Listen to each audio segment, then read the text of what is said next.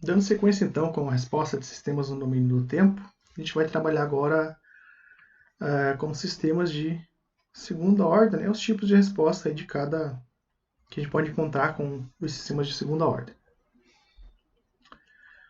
Bom, diferente então dos sistemas de primeira ordem, que a gente só tem um tipo de resposta associado, né, o de segunda ordem tem uma maior variedade de configuração de polos e zeros, reais, imaginários, reais idênticos, reais diferentes, puramente complexos, tá?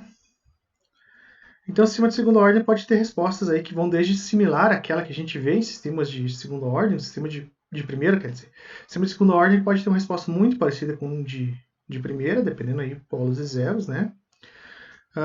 Além e até né, sistemas que vão ter oscilações na saída, né? Uma resposta mais oscilatória. Tá?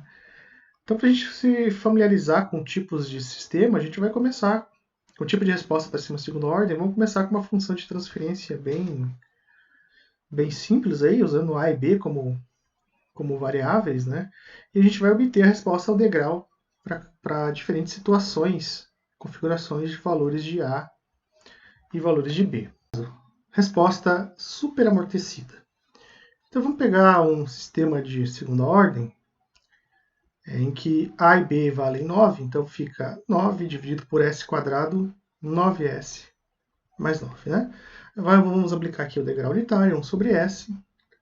Aqui na direita, a gente tem a configuração de polos e zeros desse sistema. Na verdade, a configuração só de polos, a gente não está com os zeros ainda. O primeiro polo em menos 1,14, o segundo polo em menos 7,8. A resposta no domínio do tempo para esse sistema, tá? Lembrando do que a gente já viu sobre polos e resposta de sistema, cada polo vai gerar uma resposta. Então, como a gente tem dois polos no eixo real, cada um desses polos vai gerar uma resposta exponencial. Então, aqui vai gerar uma resposta exponencial e na menos 7,8t, e esse segundo polo e na menos 1,15t.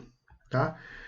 E ainda a gente vai ter uma resposta, uma função na saída que tem uma cara, né, similar a um degrau unitário. Então, colocando de maneira qualitativa essa nossa resposta para o sistema de segunda ordem, nessa configuração de polos, dois polos reais diferentes, a resposta no tempo dele vai ter alguma coisa parecida com o degrau unitário. Então aqui eu vou colocar K1, só para dizer que a gente não está interessado no valor, apenas na cara da resposta, né? A primeira exponencial, no menos 7,8, tem uma amplitude K2, precisaria calcular essa amplitude, né, pela expansão de frações parciais, e uma segunda exponencial, né, um terceiro termo, com amplitude K3.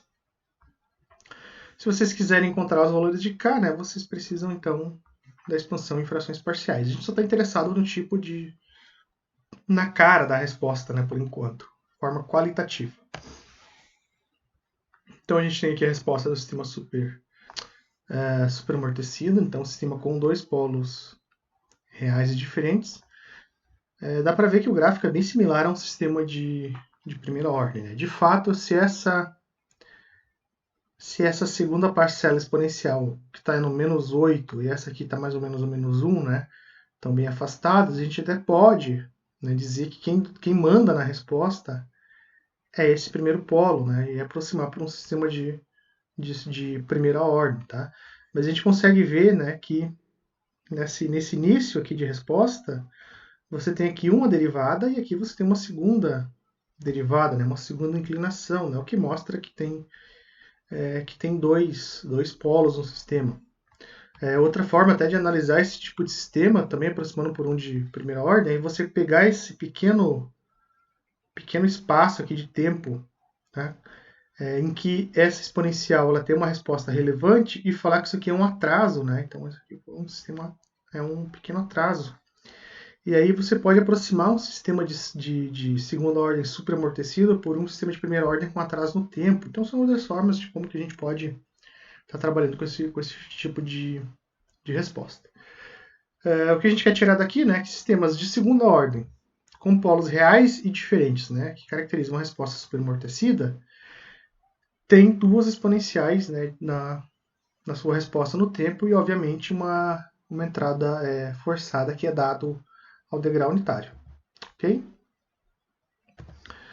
Outra possibilidade que a gente tem para trabalhar é o sistema do tipo subamortecido. Então, eu tenho aqui o sistema de segunda ordem. 9 dividido por s quadrado, 2s mais 9, a gente vai aplicar uma resposta do tipo integral unitário. Então, a gente tem dois polos complexos. Polos complexos, lembrar que sempre aparece aos pares e conjugados. Então, se você tem um sistema de segunda ordem, você não pode ter um polo complexo. Você tem que ter dois e ainda conjugado, né? Respostas números complexos sempre geram uma resposta, um seno mais um cosseno amortecido, né? Então, se a gente fosse tentar esboçar de forma quantitativa, pensar na comparação pela transformada inversa de Laplace, naquela tabela dos pares de transformada, a gente tem uma resposta no tempo mais ou menos assim. Vamos colocar aqui um K1 para dizer que a nossa resposta forçada, né, que vai ter a cara de um degrau unitário, e aí vem a exponencial amortecida, e na menos t, né, porque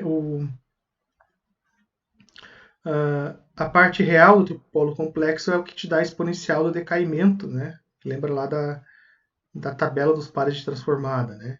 E a parcela imaginária vai dar a frequência de oscilação dos senos e cossenos. Então, que multiplica um K2 cosseno, e aí a frequência raiz de 8t vai ser a frequência de oscilação, mais um K3 seno de raiz de 8t.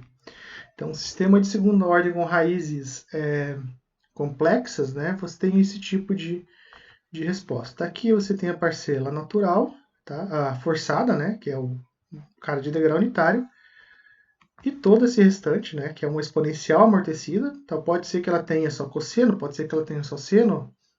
Geralmente é a soma dos dois, né? A gente vai teria que calcular o K2 e o K3 por expansão de frações parciais para ter certeza. Mas ele tem geralmente esse tipo de resposta, tá? Então aqui está colocado a cara que a gente já colocou, né? Geralmente a gente costuma chamar um sistema com um polo complexo por menos sigma d mais ou menos j ômega d, em que, deixa eu fazer esse d menorzinho para poder diferenciar, né? Em que o sigma d é a parte real, então nesse caso a parte real vale menos 1, ou se você considerar que aqui tem um menos, ele vale só 1, né? Vamos deixar aqui como tirar esse menos, já que ali a gente colocou menos. E o ômega d é a parcela imaginária, então é mais ou menos raiz de 8, então raiz de 8. O ômega d ele vai te dar a frequência de oscilação, né? E o sigma d vai te dar o decaimento exponencial, né? O expoente aqui dessa tua exponencial, tá? A característica de resposta, então, para o sistema subamortecido é essa que está mostrada no gráfico. Né? Ele é um sistema que ele tem uma oscilação, então ele vai ter um overshoot em relação ao valor final dele. Então, o valor em regime dele aqui é 1, né? Deixa eu traçar aqui uma linha mais ou menos reta desse 1. Então, veja que ele tem uma ultrapassagem, né? Em relação a esse teu valor em regime. O tempo de assentamento, o assentamento dele, né, o tempo de assentamento, o tempo que ele leva para entrar em regime permanente vai ser um pouco diferente, né? Porque a gente considerou lá no sistema de primeira ordem que era 0,98 do valor final. Só que 0,98, uma hora ele passa acima desse 0,98, só que ele ultrapassou bastante a saída, né? Então, para evitar essa questão um pouco de confusão, daí que entra aquela faixa do mais ou menos 2% em relação ao valor final. Tá? Então a gente diz que ele está em regime quando ele entrar nessa faixa de mais ou menos 2% no valor final. Então veja que aqui ele entrou na faixa do mais ou menos 2%, nesse ponto em azul, só que aqui ele sai dessa faixa.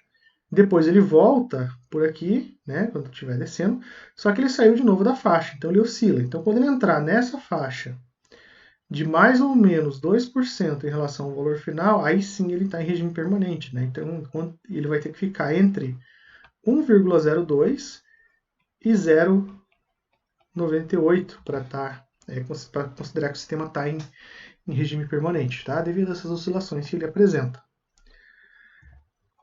Continuando então, né, a resposta criticamente amortecida. A resposta criticamente amortecida ela acontece quando você tem dois polos reais e iguais. Aí vai mudar um pouco a característica, né, quando você tem dois polos reais e iguais. Aqui está a nossa função de transferência. Tá? Então, quando você aplicar o degrau unitário, a resposta no tempo vai ser algo parecido com isso. Né? O K1, que é a amplitude do teu degrau unitário, que é a resposta forçada, e a resposta natural. Lembra que dois polos reais e idênticos, ele tem uma parcela exponencial, mais uma parcela rampa vezes exponencial. Né? Então, se ele tem um e vou colocar aqui na menos at, e ainda um t e na menos at. Então, tem essas duas parcelas. Aí você precisa achar, então, o valor do K2, o valor do K3 e o valor do K1 como resíduo da tua expansão em frações parciais. O que vai... Como que seria, então, essa resposta? Né? Como ele tem duas exponenciais e ainda uma rampa, ela vai ficar no meio termo do caso anterior, né? Que é o sistema com polos reais e imaginários, e também uma resposta um pouco mais abrupta do que do caso dos polos reais e diferentes. Né? Então ela fica com uma cara mais ou menos assim. Então ela não tem uma parte que sobe e vai devagarzinho. Né? Ele entra em regime permanente mais abrupto. Né? Então a gente vê que ele já sobe aqui devido àquela rampa e já vai para regime. Né? Então ele é um pouco mais abrupto essa subida. Você dificilmente consegue aproximar isso por uma exponencial única, né? Ou ele não vai fechar no transitório, ou ele não vai fechar aqui na parte em regime. Né? Essa rampa, né, multiplicando, esse t multiplicando, acaba deixando uma resposta um pouco mais abrupta. E aí ele não tem, né, ultrapassagem, ele continua sem ter sem ultrapassar o valor em regime, certo? Então, graficamente, essa seria a cara de uma resposta criticamente amortecida. A gente ainda pode ter o sistema sem amortecimento. O sistema sem amortecimento, ele tem como característica raízes puramente imaginárias. Se as raízes são puramente imaginárias, então a gente tem uma oscilação que seria seno de 3t ou ainda cosseno de 3t, dependendo como que você está com essas amplitudes. Né? Geralmente, como aqui é só o 9, ele vai ter uma cara de seno, né? Então ele vai sempre oscilar. Então você teria como característica dessa resposta no tempo, né, uma parte forçante, que seria o K1, e a amplitude do cosseno mais a oscilação. Né? Então ele está sempre oscilando. Então, graficamente, como que ele ficaria? Né? Veja que aqui é o K2 e ele está deslocado em K1. Né? Então ele vai ter um valor mais ou menos dessa forma. O valor médio, né, dessa oscilação é o teu K1, é a média, né, dessa oscilação. Então aqui a resposta no tempo, né? A resposta a inversa ficou 1 menos cosseno de 3t, então veja que o valor médio dele é 1. Tá? Idealmente o cosseno puro ele tem valores negativos, né? Ele tem esse valor negativo. Só que a resposta forçada joga essa curva para cima, né? Por isso que ela tem um valor médio. Então são esses os tipos de sistema de segunda ordem que a gente tem. A gente tem o superamortecido, vou abreviar aqui, né? O subamortecido, o sistema com amortecimento crítico e o sistema sem amortecimento. Então a gente tem essas 4 características, né? Superamortecido, polos reais diferentes. Subamortecido, polos complexos conjugados, parte real e parte imaginária. Criticamente amortecido, polos reais iguais, e o sem amortecimento, ele é puramente imaginário. Só que existe uma forma da gente quantificar isso, né, com variáveis que valem para qualquer um desses sistemas, e encontrar uma forma mais geral para descrever um sistema de segunda ordem, uma forma um pouco mais simples de a gente encontrar características para sistemas de segunda ordem. Né? E essas variáveis, então, que a gente vai tentar, né, descrever esses sistemas de segunda ordem de maneira mais geral, para poder caracterizar melhor a sua transitória, ou seu regime permanente, né, ou se ele se aproxima ou não para o sistema de primeira ordem, tal qual a gente fez com o sistema de primeira ordem. Né? No caso do sistema de primeira ordem, a única coisa que você precisava saber para caracterizar a resposta dele era o valor do A. Para sistema de segunda ordem, a gente vai tentar encontrar parâmetros similares, que com esses dois parâmetros você consegue quantificar o teu sistema de segunda ordem. Né? Os dois parâmetros então, que a gente vai tentar definir é a frequência natural e o fator de amortecimento. Frequência natural ômega-n, a definição dela, tá? É a frequência de oscilação de um sistema sem amortecimento. Imagine que aí a gente tem que primeiro lembrar de amortecimento, né? Mas é um sistema não dissipativo, né? Qual que seria a taxa de oscilação, frequência de oscilação desse sistema não dissipativos, né? Imagine um circuito RLC, porém com a resistência série, com resistência nula, você vai ficar só com LC. Então ele é um sistema que não dissipa energia, ele vai sempre estar oscilando, né? Quando você aplicar um degrau unitário. Mesma coisa, sistema massa-mola amortecedor sem o amortecedor.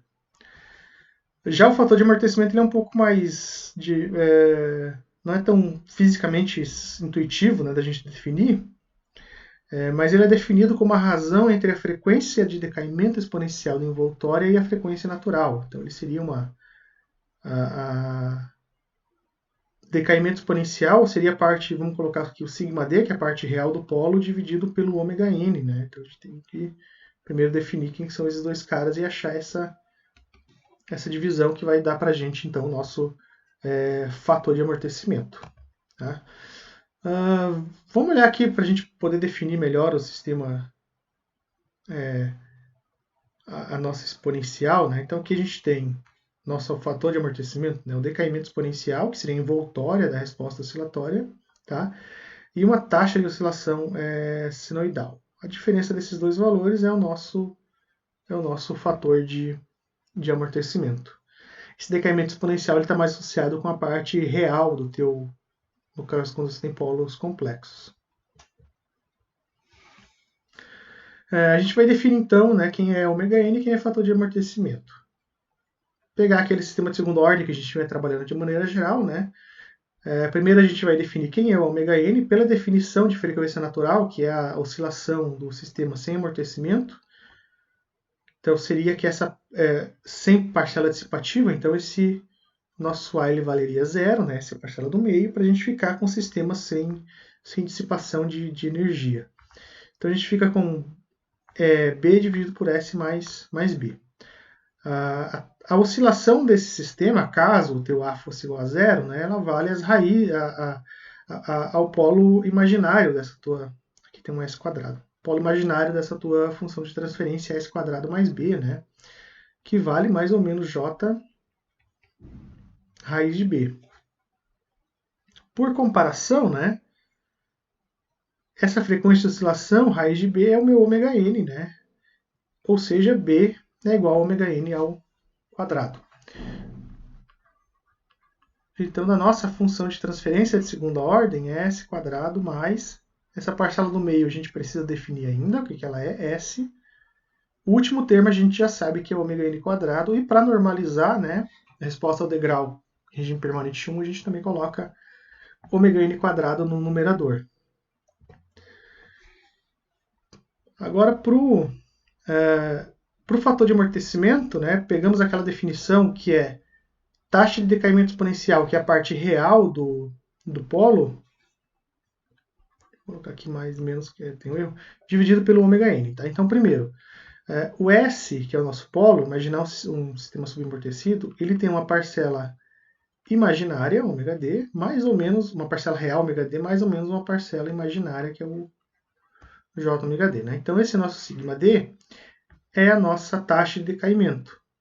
Se você pegar um sistema com polos com parte real e imaginária e calcular, né, S quadrado mais AS mais B igual a zero, calcular o valor do S, que seria menos sigma d mais ou menos J ômega d, em função do A e B, você vai observar, eu deixo isso aqui como dever de casa para vocês, fazer lá o Bhaskara bonitinho, né? que esse é o valor da nossa parcela imaginária, né? Menos o segundo termo, que é o A, dividido por 2, mais ou menos, que vai multiplicar mais ou menos, não deu branco agora no Bhaskara. Enfim, me deu um branco agora no Bhaskara. Eu não vou procurar direitinho, senão vou ter que editar o vídeo, né? Mas eu calculava lá o delta e tinha uma parcela que era... É que geralmente lá no ensino médio a gente aprendia que ax² mais bx mais c igual a zero, né? Quer dizer que x era menos b, que no caso aqui é o nosso a, mais ou menos raiz quadrada de delta, né? Dividido por 2. E aí então fica como parcela real isso é o nosso b por 2, que no caso é o a, né? Nossa, deu um branco agora no equação do segundo grau, mas é bem tranquilo observar que a parte real seria o a por 2. Então, pela definição que a gente tinha de amortecimento, né? Vamos voltar aqui, ó. Taxa de decaimento exponencial, que seria a nossa parcela real, dividido pelo ômega n. A gente vai ter que o nosso fator de amortecimento vale A dividido por 2 sobre ômega, ou seja, A é igual a 2 amortecimento ômega n. Então, a gente já encontrou quem é a parcela do meio, né? Então, a nossa função de transferência de sistema de segunda ordem fica s². Viria agora, né, AS, pelo que a gente vinha trabalhando, só que agora, em vez do A vezes S, a gente vai multiplicar 2 ômega, fator de amortecimento vezes ômega ns, mais um ômega n ao quadrado, dividido por ômega n ao quadrado. Então, essa é uma forma geral aí para sistemas de segunda ordem e é com ela que a gente vai trabalhar para determinar o tipo de resposta que a gente tem, né? Então, aqui está a nossa forma geral, né? Para sistemas de segunda ordem, os polos da minha função de transferência são dado, né, por esse valor. Então, aqui você faz de novo o teu Bhaskara, né? Para encontrar esses polos, já que é um sistema de segunda ordem, faz aquela equaçãozinha lá do tradicional ali, você vai encontrar então esses valores de S. Então, por que é tão importante a gente trabalhar com o fator de amortecimento e ômega n, né? Então, note que naquela expressão que a gente tem anterior, que são marcar como equação estrela, para a gente definir o tipo de resposta, né? O que a gente pode estar... Depende apenas do que, né? Do que vai depender o tipo de resposta do meu sistema? Depende só do meu fator de amortecimento, né? Então, sistema sem amortecimento. Por o teu sistema ficar sem amortecimento, né, o teu valor de amortecimento tem que dar igual a zero. Aí você tem raízes puramente complexas. E aí o teu S, ele fica apenas... vamos colocar ele de inteiro, né? Menos amortecimento ômega n, mais ou menos J ômega n, raiz de amortecimento quadrado menos 1, né? Amortecimento quadrado menos 1. Então, se o amortecimento for nulo, essa parcela vai zerar, essa raiz aqui vai dar 1, menos 1, né? Vai ficar menos 1 dentro da raiz, então você vai ficar com S mais ou menos J ômega n. Tá? Então, aquela definição que a gente tinha. Frequência de oscilação sem amortecimento. Né? Então, o que a gente tem ali, está aqui os nossos dois polos. Sistema subamortecido, que é o sistema com polos com parcela real e parcela imaginária. Aqui tem exemplos, né? Ele pode estar localizado em qualquer uma dessas posições, mas ele tem que estar entre 0 e 1, né, para o teu sistema ser subamortecido. A gente tem que dar, de alguma forma, ele não pode ser 0, porque senão ele vai ficar sem amortecimento, mas ele também não pode ser 1, porque senão ele fica criticamente amortecido. Então, o teu amortecimento tem que ser maior que 0 e menor que 1. E aí, com tuas raízes, né, vai fazer com que a raiz quadrada dentro... Deixa eu só corrigir aqui, não tem um J. A raiz quadrada ali na segunda parcela fica um valor negativo, né? Então, ficaria S menos amortecimento ômega n, mais ou menos ômega n raiz quadrada de amortecimento quadrado menos 1. Como o amortecimento vai estar menor do que 1, o termo aqui dentro vai dar, então, negativo, né? Eu posso botar o J, que vai aparecer nessa raiz, e inverter as ordens, né? Então, eu ficaria com S menos ômega n amortecimento, mais ou menos J, ômega n raiz quadrada de amortecimento quadrado menos 1. Perfeito? Então, assim que ficaria as raízes do meu sisteminha aí de segunda ordem subamortecido. A parcela real, ela vale menos amortecimento ômega n. A parcela imaginária, vamos pegar esse primeiro caso, ela vale ômega n raiz de amortecimento de 1 menos amortecimento ao quadrado. Tá? Vou só inverter aqui de novo, já que eu coloquei o J para fora, eu posso fazer então 1 menos amortecimento quadrado. Sistema criticamente amortecido, você vai ter amortecimento exatamente igual a 1. E aí aquela tua parcela dentro da raiz quadrada, ela zera, né? Então o teu, de novo, S menos amortecimento ômega n, mais ou menos ômega n, raiz quadrada de amortecimento quadrado menos 1. Se ele for exatamente 1, isso aqui vai zerar, sobra apenas menos amortecimento ômega n como raiz do teu sistema. E aí o superamortecido, né, ele vai ter que ser maior do que 1, e aí você tem a expressão completa, né? Amortecimento ômega n, mais ou menos ômega n, raiz de amortecimento quadrado menos 1. Aí você garante que o elemento dessa raiz seja sempre positivo, né? Então você tem teu polo com parte real, né? Esse elemento fica sempre real.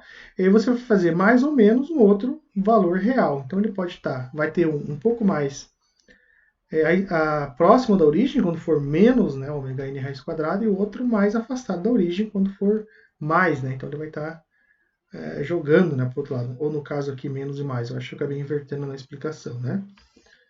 Então, já que aqui é negativo, né, quando o valor for positivo, ele vai estar mais próximo da origem. Quando o valor for negativo, ele vai estar mais afastado da origem. O importante salientar é que a gente classifica o sistema de segunda ordem apenas em função do nosso fator de amortecimento, né? Como no caso desses exemplos que a gente está colocando aqui. A gente vai ter que classificar esses sistemas entre superamortecido, subamortecido, criticamente amortecido, sem amortecimento, em função do valor do amortecimento, né? E como que a gente faz isso? A gente tem que obter o valor do amortecimento para cada uma dessas funções de transferência. O fator de amortecimento é 2. Esse parâmetro do meio, né, que eu tenho aqui, vamos chamar aqui no primeiro caso 8, igual a 2 fator de amortecimento ômega n. O ômega n é sempre raiz quadrada desse último elemento, né? Então, ômega n raiz quadrada de 12. Então, meu fator de amortecimento é 8 dividido por 2 vezes raiz quadrada de 12. No caso, o fator de amortecimento deu 1,55, sistema superamortecido. Você vai refazer a conta para cada um deles, né? Só trocando o que você vai analisar. No caso agora desse segundo sistema, o fator de amortecimento é 8 dividido por 2 raiz de 16. Deu amortecimento 1, o sistema é criticamente amortecido. Já o terceiro sistema é 8 dividido por 2 raiz de 20. Então aqui deu 0,94. Deu menor do que 1, porém maior do que 0, né? Até um sistema subamortecido. Então é em função desse parâmetro que a gente consegue classificar os nossos sistemas, né? O sistema sem amortecimento ele aparece quando isso aqui não tiver, quando o denominador estiver incompleto, né? Você tem s quadrado mais 0s mais 20, por exemplo, né? Então quando você não tem essa parcela do meio, ou parcela do s, aí o teu sistema é sem amortecimento. Esse aqui fica um pouco mais fácil de enxergar. Né? Apenas em função, então, desse nosso parâmetro fator de amortecimento, você classifica o tipo de resposta do sistema que você tem. No próximo vídeo, então, a gente vai trabalhar com sistemas de segunda ordem subamortecidos. Né? Por que o subamortecido ele é o mais importante que a gente está analisando? Porque o tipo de resposta dele, né, por ele ter uma resposta oscilatória, tem mais parâmetros para você poder estar analisando, né? Enquanto os outros casos, o super amortecido e o criticamente amortecido, né, você já é um pouco mais simples de trabalhar por uma analogia com o sistema de primeira ordem.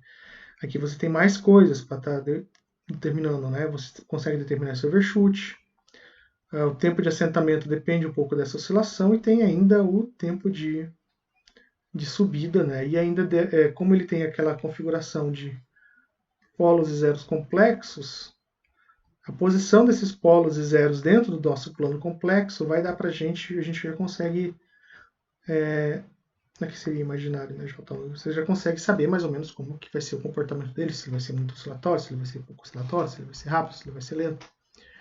E a gente vai obter esses índices de desempenho, né, em função do amortecimento e em função do